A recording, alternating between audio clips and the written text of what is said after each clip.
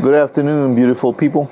Welcome to Stylish Grease Monkey and to another cigar moment of the week. It's come the time to smoke the last of the Honduran package that I bought. This is the Alec Bradley 1600 Brazilian.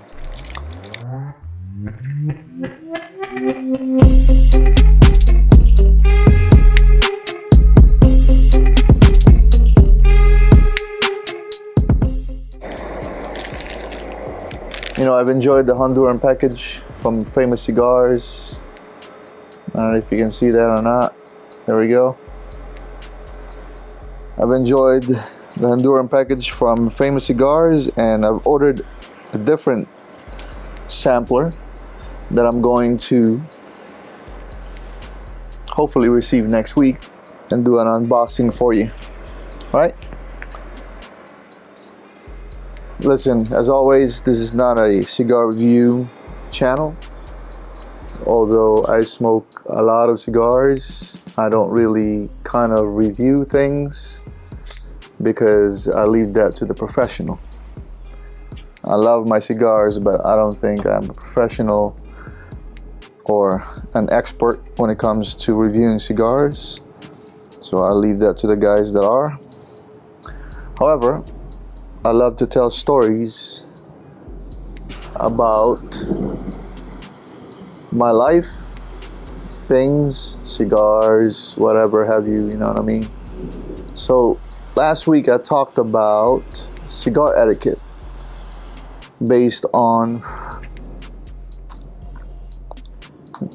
Zeno Davidoff and what he considers our etiquette. And I probably, didn't follow all of it. Still not following all of it because, you know what? I smoke cigars the way I want to smoke cigars. You know what I mean?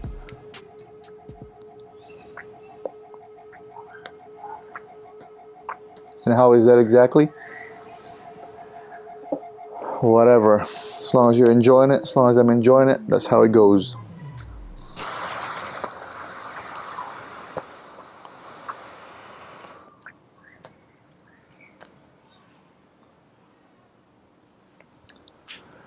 I think, though, that it's important to know the etiquette. You know what's other important is what I want to talk about this week, which is the history of cigars. So I did a little bit of reading, a little bit of research, much like I do in college, right? And here's what I found out about the history of cigars. None.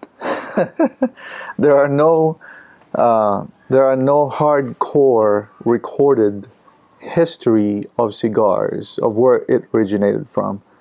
And that was kind of interesting to me because I was hoping there would be like a much clearer path on how cigars came about. So just to summarize what I've seen, what I've read, and what I've known, what I've found out, I created 3 questions that I wanted to answer to get to where I need to go, right? So the 3 questions are, the first question, how did humans discover cigars? How did humans discover how to smoke cigars? The second question is, who or what spread cigars to the rest of the world? Second question, right? And the third question is, why is it that Cuban cigars are the golden standards of cigars?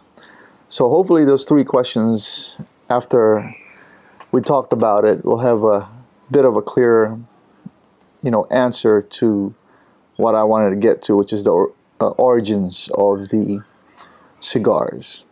Speaking of origins of cigars, if you type history of cigars in Google, great search engine, right? You will be immediately barraged with information like Wikipedia.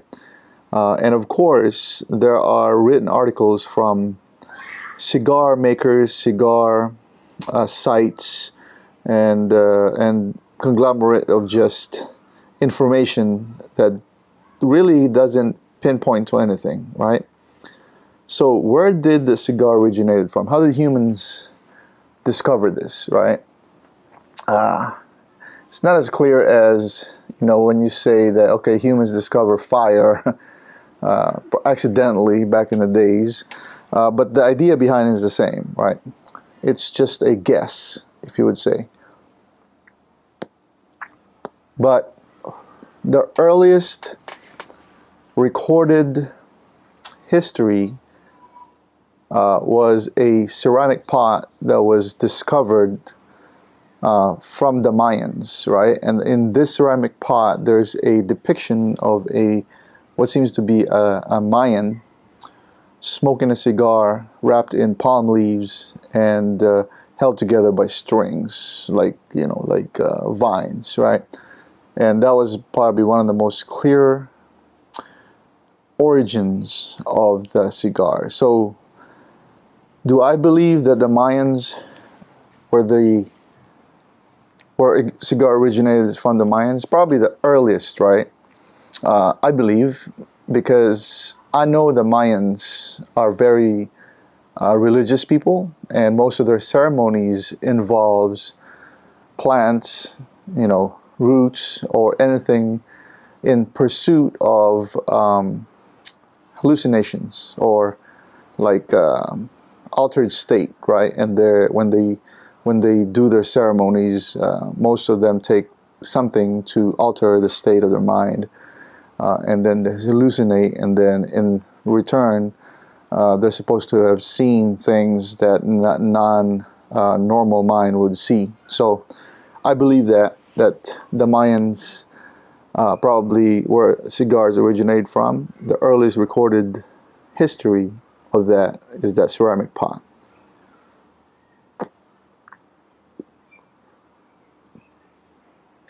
Anything beyond that, I have no idea. And there are no written history or scholarly articles written about it, right? So that answers the first question. So what about the second question? How did all of a sudden cigars became a worldwide thing, right? I mean, it originated from one place or multiple places, but where is that recorded? Right. So it points to Christopher Columbus, the earliest time that's recorded in history that may had something to do with bringing cigars to Europe and the rest of the world is Christopher Columbus. Not literally Christopher Columbus, right? What I mean is that because he went on world travel, his people, his team, right? His crew are the ones that, according to history, they went to Hispaniola, which is current Haiti and Dominican Republic, and while they were there, the crew interacted with the locals. And as they interacted with the locals, they ended up smoking cigars, probably tobacco, and ending up trading a bunch of cigars and seeds and bringing this back to Europe. So around the mid-16th century, it's also in history that cigar smoking in Spain is very popular. The Spaniards started planting seeds, cultivating cigars using seeds in Santo Domingo. So that makes sense, right? Because there's a lot written about smoking cigars in history. In 1541, 1542, the Spaniards started to export and trade cigars, and they ended up opening a factory in Cuba, right? And so 1542, they opened a factory in Cuba, started exporting, importing, cigars. It was very popular in the 16th century. In America, how it came about is after the American Revolution, right? There's a person named Israel Putnam, Putnam, that traveled to America from Havana and brought a bunch of these caches of cigars and seeds and started planting it. The earliest recorded history of tobacco is New England, in which the term Connecticut wrapper kind of originated from, right?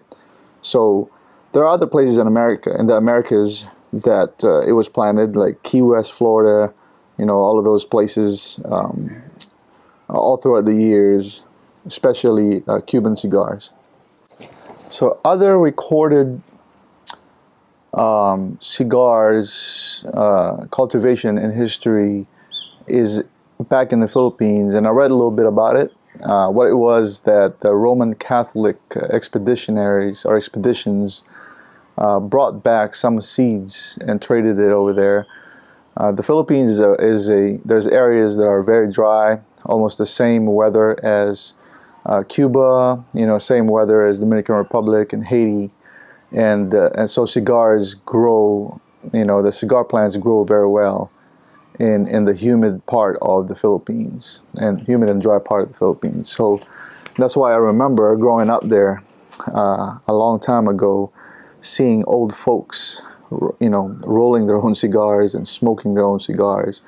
And cigars were very popular back then in this, in the 80s and 90s, right?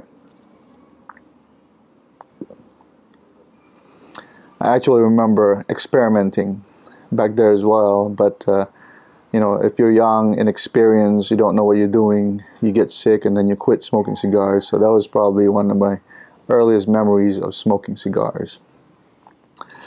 So that's the originating history. That's the history where cigars originated from, how it kind of spread all throughout the world, and then here we are in the 21st century. So why is it that the Cuban cigars are the golden standards of all cigars, especially the Cohibas, right? Cohibas, very expensive.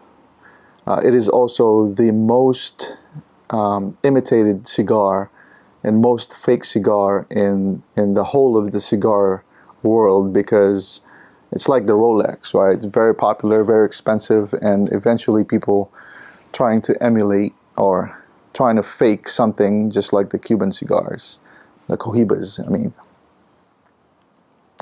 Well, I'll tell you that because of the soil, the climate, the land, the people, how it's handled, all of these things are in perfect combination in Cuba. How it dries, and the taste of the cigar after all of that factors put together. It's hard to emulate. I mean, you can't just go to another part of the world and trying to make sure that everything is balanced, much like it naturally is in Cuba. Fast forward to Cuba. Cubans, the government in Cuba, so 77% of exports in Cuba are cigars. So the government really kind of monitors and control the cigars. They know what the rankings of the cigars are, the cigar planters, and so of course Cohiba and the in Havana is really the golden standard. That's the #1 cigar that's being exported. They make a lot of money. They pretty much name their price on the Cuban cigars, right? And so, as you know, the United States have an trade embargo with Cuba, and that's kind of went on all the way till like 2016. But even in 2016, there's a limitation of how much cigars you can bring into the country of America, while the rest of the world didn't have any problems. So you really can get a hold of Cuban cigars in places like Europe, right? The United Kingdom, which is probably the top importer or exporter of Cuban cigars in the world, and you can buy that from there. I remember being on deployment in South America and were able to get a hold of Cuban cigars. However, we were also limited in how much we can keep and how much we can have with us when we enter the United States after a deployment. So that is why Cuban cigars are the golden standards. So those three questions, I hope, brought about a little bit of clarity on the history of cigars. This is a hard topic to research because there's so many made-up story around the world, and the in-betweens are unclear. But I think those are the clearest path that I know of that I've read so far. I'm pretty sure I missed a whole lot, and if I do, please don't forget to comment on the comment section below. I hope you enjoyed this video. I'm going to enjoy the rest of my Alec Bradley 1600 here. As always, good cigar. Like I said, this is a top contender and going back into my list of cigars that I'm going to smoke in the future. You stay healthy. I will talk to you later.